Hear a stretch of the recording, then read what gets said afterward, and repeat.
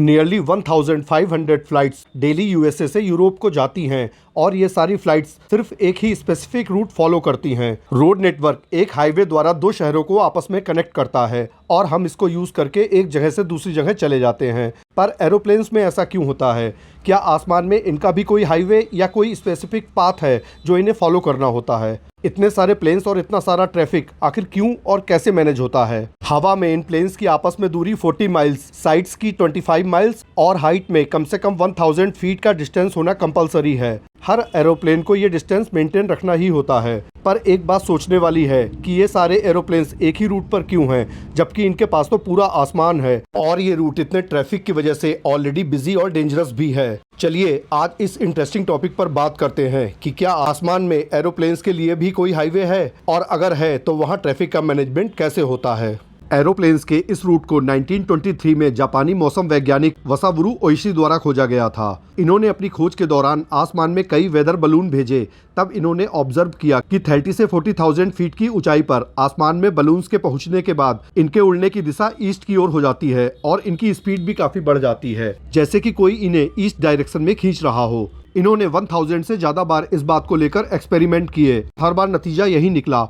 तब उन्होंने पाया कि तेज हवाएं हाई एल्टीट्यूड पर वेस्ट से ईस्ट की ओर एक नदी की तरह बहती हैं। पर तब इनकी इस बात पर ध्यान नहीं दिया गया और इस बात को तब ज्यादा वैल्यू नहीं मिली और ये एक बहुत बड़ी भूल थी। इस भूल का एहसास तब हुआ जब 1945 में वर्ल्ड वॉर 2 के दौरान ओइसी के दिमाग और खोज का सहारा लेकर जापान ने करीब 9000 हवा के बलून बम बांधकर अमेरिका की तरफ भेजे। ये बलून बम अमेरिका में करीब 300 जगह जाकर ब्लास्ट हुए थे। इसी दौरान जब अमेरिकी स्टेट ओरेगन में मई 1945 को 6 दोस्त जंगल में पिकनिक मनाने के लिए गए और उनकी नजर वहां जंगल में पड़े एक बलून पर गई। एक्साइटमेंट में जब उन दोस्तों ने उस बलून को देखने की कोशिश में उसे छुआ तो हिलने डुलने की वजह से बलून में लगे बम फट गए और उन 6 के 6 लड़कों की वहीं डेथ हो गई। वह जगह जहां ये बम फटा था वहां उनकी याद में मेमोरियल बनवाया गया जो आज भी वहां जंगलों के बीच मौजूद है। इस घटना की जब इन्वेस्टिगेशन करी गई तब पता चला कि ये बलून जापान ने यूएस को टारगेट करके बम बांधकर भेजे थे, जो तेज हवाओं के चलते 10,000 किलोमीटर का फासला तय करके यूएसए तक जा पहुंचे थे। इसी के बाद यूएसए की मिलिट्री ने इन तेज हवाओं को रिकॉग्नाइज्ड किया और इसे जेट स्ट्रीम नाम दिया। जेट स्ट्रीम एक तेज हवा का करंट होता है जो जनरली वेस्ट से ईस्ट पूरी दुनिया के ऊपर नॉर्दर्न से सदर्न हेमिस्फीयर दोनों ही तरफ बहता है। ज्यादातर ये धरती से 30 से 40,000 फीट ऊपर बहता है, जो कि सेम इतनी ही हाइट है जितनी हाइट पर कॉमर्शियल प्लेन उड़ते हैं। दो मेन रीजन जिनकी वजह से जेट स्ट्रीम बनती हैं और बहती हैं, जिसमें पहला धरती का घूमना है और दूसरा ट्रॉपिकल रीजन की गर्म और पोल्स की ठंडी हवाओं का मिलना है। ठंडी हवाएं पोल्स की तरफ से गर्म क्षेत्रों में बहती हैं, पर अर्थ के रोटेशन की वजह से ये हवाएं नॉर्थ से साउथ में न जाकर वेस्ट से ईस्ट बहने लगती हैं। ये तो हम सब जानते हैं कि अर्थ एंटी क्लॉकवाइज डायरेक्शन में 1600 किलोमीटर पर आवर की स्पीड से घूमती है, तो ये हवाएं धरती के घूमने की दिशा के साथ मिलकर जेट स्ट्रीम बनाती हैं। ये हजारों किलोमीटर्स लंबी, सैकड़ों किलोमीटर चौड़ी और 4 से 5 किलोमीटर मोटी हो सकती हैं। वैसे तो जेट स्ट्रीम की speed 80 to 140 miles per hour होती है, पर ये 275 माइल्स पर आवर की स्पीड तक पहुंच सकती हैं। सर्दियों में इनकी स्पीड गर्मियों के कंपैरिजन में ज्यादा होती है।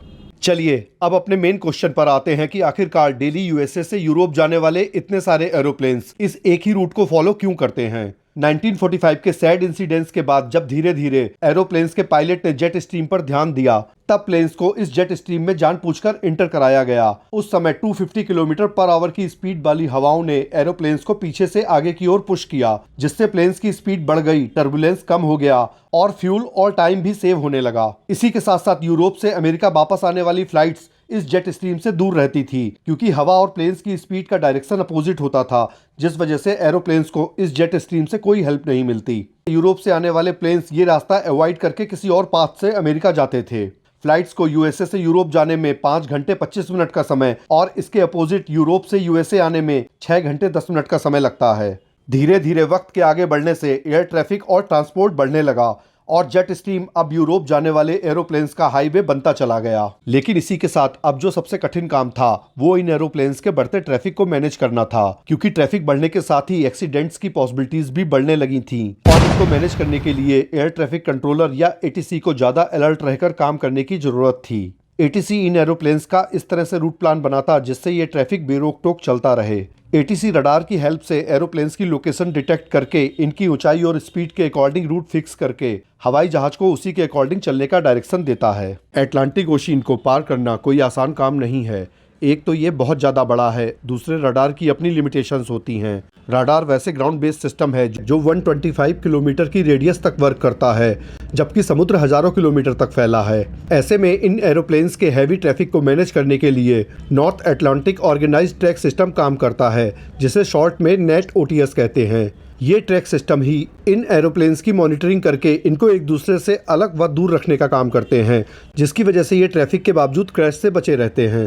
रोजाना 4 एयर ट्रैफिक कंट्रोल सेंटर्स पूरे अटलांटिक ओशियन के ऊपर से निकलने वाले ट्रैफिक को मैनेज करते हैं, जिसमें पहला है न्यूयॉर्क ओशिनिक सेंटर, जो कि नॉर्थ अटलांटिक ओशियन के वेस्टर्न पार्ट के एयर स्पेस को कंट्रोल करता है। गेंडर ओशिनिक सेंटर कनाडा में है और ओशियन के ईस्टर्न पार्ट को कंट्रोल करता है। सांता मेरिया ओशिनिक सेंटर जो पुर्तगाल का एक इम्पोर्टेंट एटीसी है, जो नॉर्थ अटलांटिक ओशियन के एयर स्पेस को कवर करता है। ये समुद्र के बीच स्थित एज्यूरे आइलैंड पर स्थित है और इसकी बात मैंने फ्लाइट नंबर 236 वाले वीडियो में की थी। इस एटीसी ने फ्लाइट नंबर 236 को बचाने में एक इम्पोर्टेंट रोल प्ले किया था। आप मेरा ये वीडियो जरूर देखें अगर आप एटीसी और ओशिनिक ट्रैफिक के बारे में कुछ और जानना चाहते हैं। और इसमें चौथे नंबर पर आता है शेवनिक ओशिनिक कंट्रोल, जो कि आयरलैंड में है और नॉर्थ अटलांटिक ओशियन का वेस्टर्न पार्ट के एयर स्पेस को कंट्रोल करता है। ओवरऑल ये चारों oceanic air traffic control centres North Atlantic Ocean के एयर ट्रैफिक मैनेजमेंट में इंपॉर्टेंट रोल प्ले करते हैं और ट्रांसअटलांटिक फ्लाइट्स की सेफ्टी, इफिशियंसी और स्मूथ ऑपरेशन को इंश्योर करते हैं। जेट स्ट्रीम के अंदर नेट ओटीएस के 6 रूट्स होते हैं जो एक 6 लेन वन वे हाईवे की तरह काम करते हैं। टेक ऑफ के समय पायलट्स को उनका रूट बता दिया जाता है, पायलट्स वही रूट फॉलो करते हैं। वैसे ट्रैफिक कम या ज़्यादा होने पर बीच रास्ते इनको एक रूट से दूसरे रूट पर शिफ्ट भी किया जा सकता है। दिन में 2 बार सैटेलाइट से जेट स्ट्रीम की लोकेशन डिटेक्ट की जाती है और फिर उसी हिसाब से रूट्स को ऑप्टिमाइज्ड किया जाता है। नेट ओटीएस के 6 रूट्स को इस जेट स्ट्रीम के अंदर ही रखा जाता है। लाइव प्लेन ट्रैकर में आप इन प्लेन्स का एक डायरेक्शन में जाने का रूट इजीली देख सकते हैं।